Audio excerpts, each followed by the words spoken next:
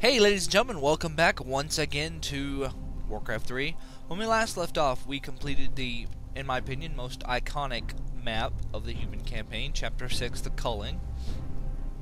I didn't have a whole lot of trouble completing it. Now we're going to go ahead and watch the last interlude of the human campaign, Divergent Courses. And then we're going to go and jump right into Chapter 7, The Shores of Northrend, where we'll get to meet one of my favorite characters of the Warcraft 3 just human campaign. It really is my favorite character in the game, and well, you'll just see who I'm talking about when we meet him. 3 days later, amongst the ruins of Stratholme. Now, hopefully, the quality will be a little bit better on this one. I'm having some issues with,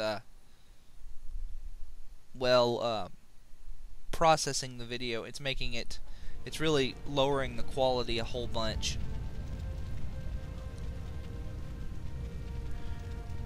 Either I can't do, it's unmanageably large files or shitty quality, and I'm having a hard time. So much death. I can't believe Arthas could have done this. Jaina! Jaina Proudmoore! Lord Uther? Ah, Jaina. I thought I might find you here. Where has he gone, girl? Where has Arthas taken the fleet? He came to me before he left. I pleaded with him not to go. I told him it sounded like a trap. Where? Northrend. He's gone to Northrend to hunt Morganis. Damn that boy. I've got to inform King Tyrannus. Don't be too hard on yourself, girl. You had nothing to do with this slaughter.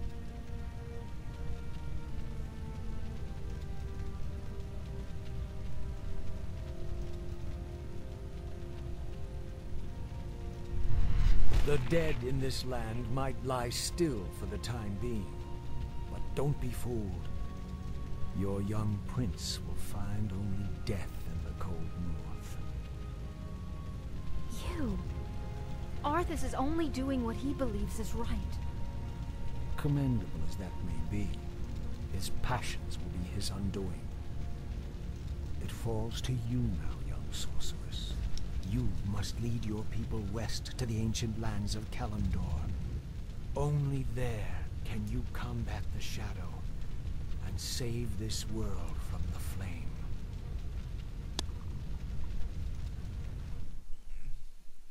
Chapter 7, The Shores of Northrend. 1 month later, along the icy coast of Daggercap Bay.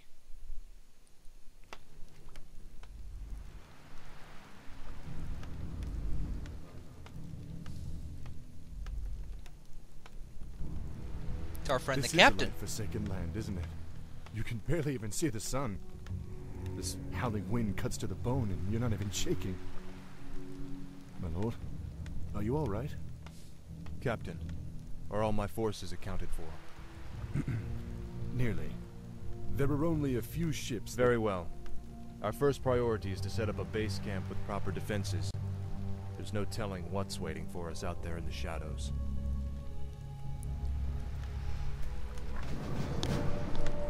Well, alright, like I said, we got our friend the captain back, who is still just a bigger, stronger footman.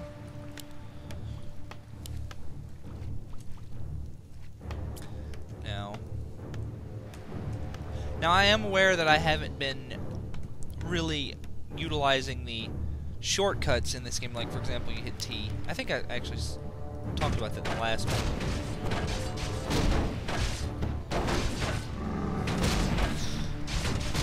My reason, in case I didn't, my reasoning for not using the shortcuts a whole bunch is twofold. One, I'm really out of practice using them.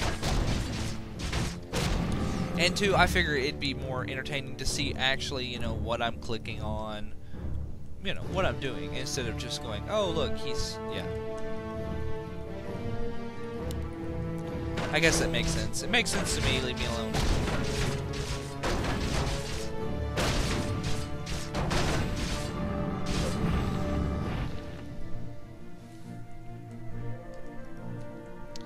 clearing out all the creeps in this area is a rather good idea, because you get money for it. And that will pretty much allow you to get started a little sooner when you actually do set up your base. Let's see.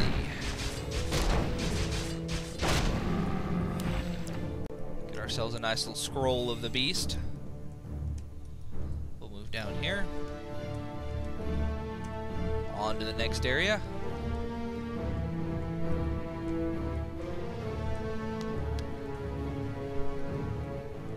Ice trolls. Now what you want to do here is, I'm going to go ahead and use this, but you want to go straight for these priests. Because, well, they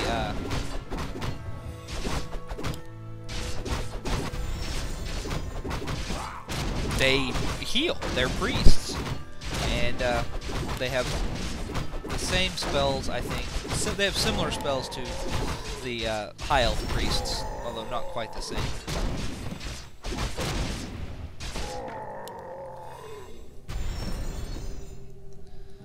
Move down here, there's more ice trolls. Got a High Priest. We're going to take him out first.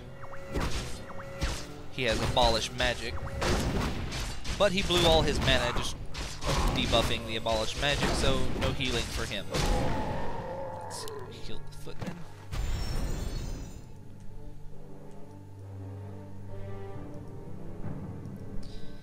And if you blow this house up right here,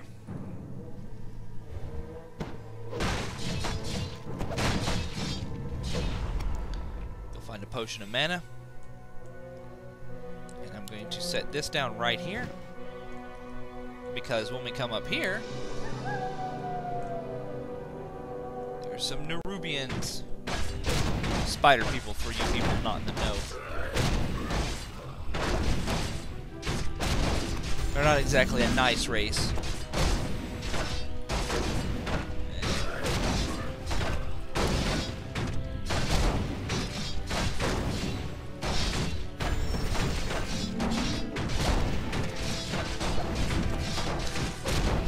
Don't worry about the skeletons that are being raised, because frankly that's just extra money. Although I do need to heal my friend the captain.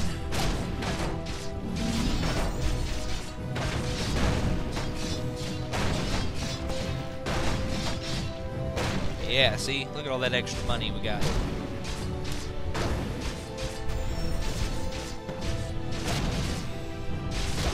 And for killing these Nerubians, we get an Orb of Frost. Now, the orbs stack. As you can see now, there's two little spheres circling Arthas's hammer. The red one is the Orb of Fire, and the blue one is the Orb of Frost. Almost all of the orbs add 5 points of damage to your attack. Well, I said almost all. They add somewhere in the range of 5. This Orb of Frost adds 6, and it causes the attacks to slow enemies.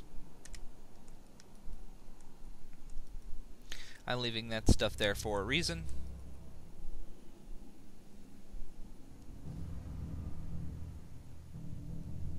Ah, a gold mine.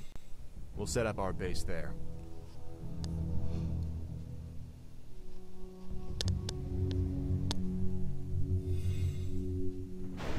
We're under attack. Take cover. Bloody hell. You're not undead. You're all alive. Muradin? Muradin Bronzebeard, is that you? Damn, boy. I never imagined that you'd be the one to come to our rescue. Rescue? Muradin, I didn't even know you were here.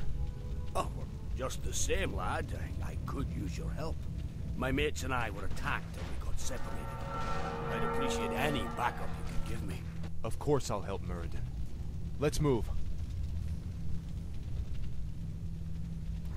Muradin Bronzebeard is the last, well, the Mountain King is the last of the 3 heroes that, let's see, the last of the 3 heroes that you get for the human side. He is a melee hero with lots of damage output. He has his 3 main abilities are Stormbolt, which is a direct damage attack with a stun attached to it. Thunderclap, which is a area of effect damage dealing move that reduces the movement speed and attack speed of anyone that it hits. His last normal ability is Bash. It is a passive ability that causes extra damage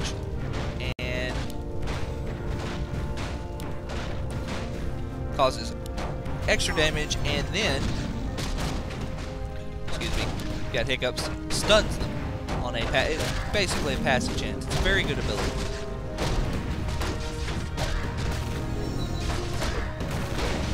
Alright, not sure why these guys are up here. You down here. You. I want building a farm right there.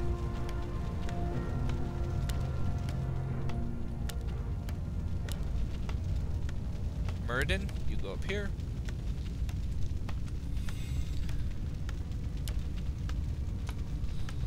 Alright, now all we have to do is basically defend.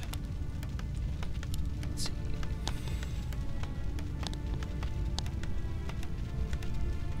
We basically just have to defend our little area here. One of the new units we get in this particular thing is the gyrocopter. It is a mechanical unit, meaning it can be repaired by a peasant, for example. They have very little HP. Very, very, very little HP. They're actually rather weak in that department. But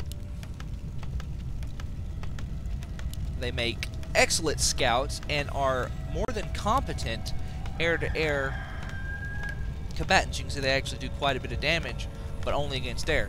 They do have an upgrade called gyrocopter bombs that basically allows them to attack air units with siege damage. Job's done. Meaning that they are, I think, the only I think they're one of, if not the only, air siege unit. You can't really count the Frostworm because it doesn't do siege damage. But they only take up 1 food. They're, I think, the only attacking unit other than the builders that take up 1 food in the game. They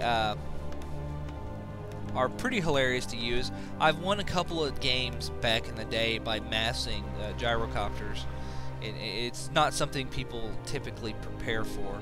You get, uh-oh, run away, run away, run away. Job's done. Yeah, they might be, competent, but the gargoyles are much more competent when it comes to attacking air. Thankfully, they are not nearly as tough when they are fighting against ground units.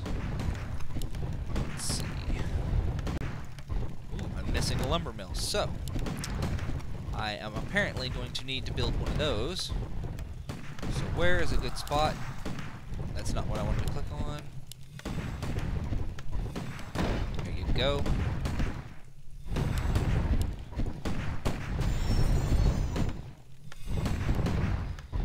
And my guys got this, so while they're doing that, we're going to build ourselves a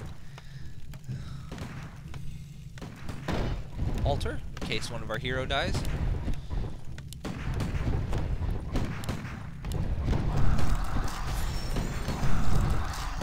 Oh wait, yes, by the way, Stormbolt can indeed attack air units, and you can do this.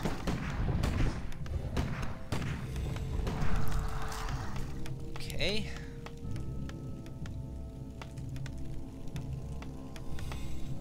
I typically like to build my base down in kind of this direction.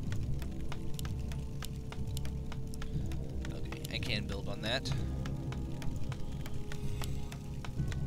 And I don't have a blacksmith already.